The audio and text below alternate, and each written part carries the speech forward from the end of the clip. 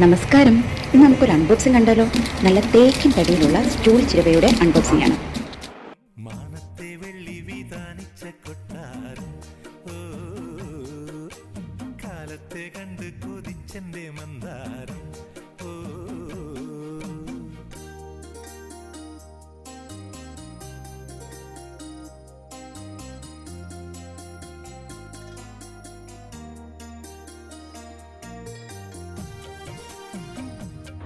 ചിരവയുടെ details വേണമെന്നുണ്ടെങ്കിൽ stool ചിരവ എന്ന് comment ചെയ്യുക.